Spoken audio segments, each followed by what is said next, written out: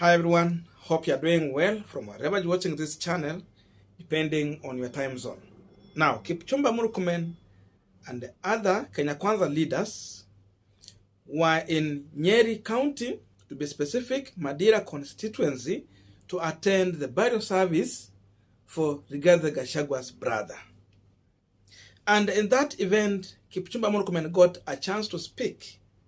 And when he stood up to speak, there is a statement Kipchumba issued, and if you listen to what Kipchumba Murkonmen is talking about, he's referring to Raila Odinga as a poison, and in that poison, Raila has chosen Marth Karua to be the icing of the poison so that she can close the poison, and the real picture of Raila will not come out.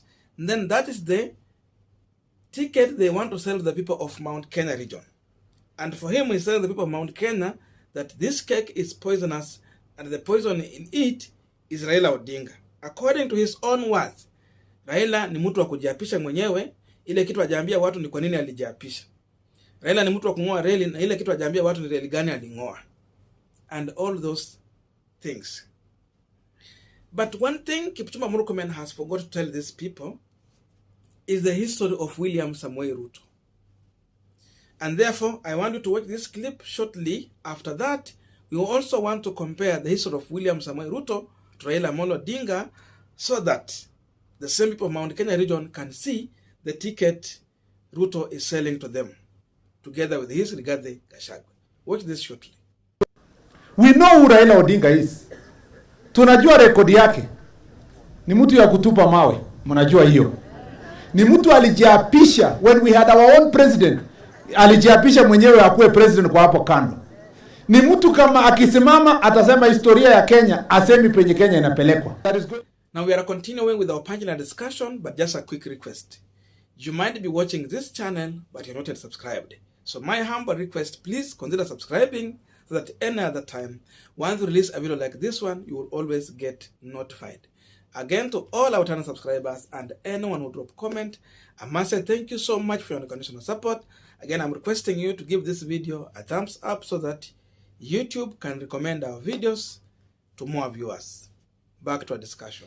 Now, Kipchumba Murkonmen, in simple terms, he's telling the people of Mount Kenya region that Raila is bad, but Marth Karua is good. And because Karua is with Raila Odinga, don't forget the bad thing Raila Odinga has done and vote for that ticket. So they have to vote for William Ruto. And according to Kipchumba Murkonmen, the poison in Raila Odinga is the issue of uprooting railway and swearing himself as the president of the Republic of Kenya. And those other issues. But now try to compare William Samoei Ruto to Raila Odinga. You can see Raila Odinga is a reformist leader. There was a time when Raila was fighting for second liberation of this country. What was William Samoei Ruto doing at that time? Ruto was in the youth YK 92. So Ruto was a representative of Moi regime. Look at Rigathi Gachagua running with William Samoei Ruto. He was also working under Moi regime. These are the people whom Moi was giving orders to do certain things to specific leaders in this country. Sababu alikuwa dio. So anaambia enda mshike fulani, fanya yeta tu, they will do it. This is the ticket here. So Ruto is a clear representation of the Moi regime in this election. So before the people of Mount Kenya will go to the ballot to vote, they should know that Rigathi Gachagua and William Ruto represents Moism. But Raila Odinga and Marth Karua is a true picture of the reformist leaders. They were fighting for freedom, second liberation of this country, and some more freedoms to have, even freedom of speech, the way we can stand on camera today to speak our own minds. This is the two people we have on the ticket. Look at Ruto. When he gets to campaign, he is a man of handouts. In his rallies, what he enticed the people with is money. That also has been seen in President Moi. He was a leader of handouts. And you know, when you have a leader who believes in handouts, the economy will always fail. Because the first thing you ask yourself, where is he getting this money to give us as handouts? Definitely from proceeds of corruption and other issues in that is not clear really that the money he has earned from business or something else. It's just government money, taxpayers' money being channeled in a wrong direction. So they bring in as a handout. Look at Moi. The economy was failing so badly in the hands of President Moi. And now Ruto comes out with the character of Moi. But now go and look at Raila Odinga. He never gave handouts in his campaign. He don't believe in handouts. He believes in service delivery. That can be compared to Mwai Kibaki. Kibaki never gave handouts. He's a man who believes in giving an enabling environment that will enable the business to thrive.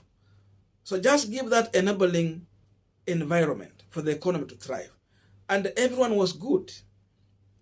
Kenyans were the most optimistic people in the world when Kibaki was leading because the economy was doing. Kibaki never gave people money. So you can see the handout leader is here, and the leader who believe in delivery of services is in the other hand. So again, Kenyans and the people of Mount Kenya should see that, because Kipchumba will not tell you these things. Now, another thing is that, of course, Moi was a dictator. His work was to give order. Look at Ruto's running mate, Rigathi Gachagua. He had one single duty: to implement the orders, the dictatorial orders. That is the man on the ticket with William Ruto. Na Ruto walikuwa wanashabikia uongozi wa Moi. No time, like university students at that time, to stand against the dictatorial regime of Moi, like Akina Orengo and the team, people who have been fighting against as university students. But instead, mtu kama William Ruto alikuwa anashabikia huo uongozi. So these are the two individuals on ticket. Look at Raila Odinga. Why was he jailed without trial? He was fighting against dictatorial regime. So it means he suffered on the line of fighting for the common mwananchi, while Ruto was enjoying at expense of mwananchi akiumizwa na uongozi wa Moi. So this is the ticket on ballot. We have to know all this before you talk about that. Look at Marth Karua. Marth Karua has said again and again, and many of you can bear witness, she was in the trenches fighting with Raila Odinga against the Moi dictatorial regime. And this is the woman on the ticket. So as people make a decision, they should know where is the poison and which between these two is the poisonous cake.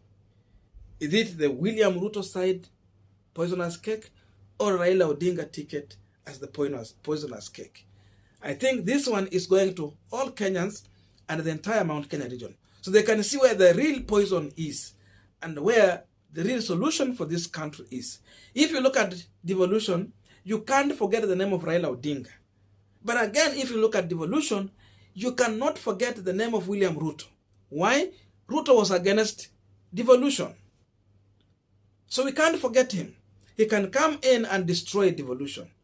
And how do you do that? You simply suffocate devolution by stopping to give funds to the governors. And you remember Raila, because Raila was for the constitution to change so that we can have these county governments.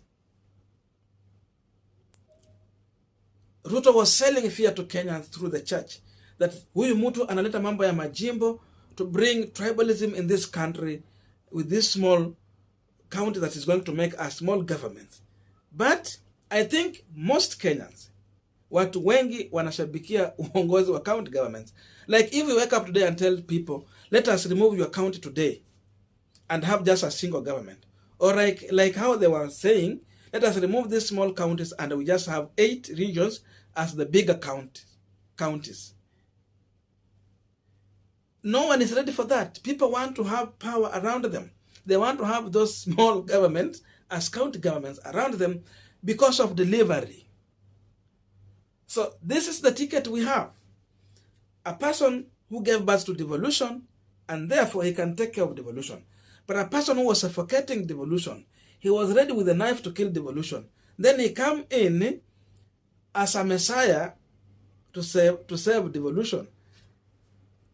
So between those two people, you can choose where you can vote comfortably. That is my view. As far as Kipchumba Murkonmen remarks is concerned, my issue was to challenge him on how he's calling Raila Odinga a poison. Because even these people understand they were stealing Raila election. And Raila was demonstrating through even those swearing in, because of course he's the winner. Someone win and you steal. So you are a thief against the rightful person who won the election.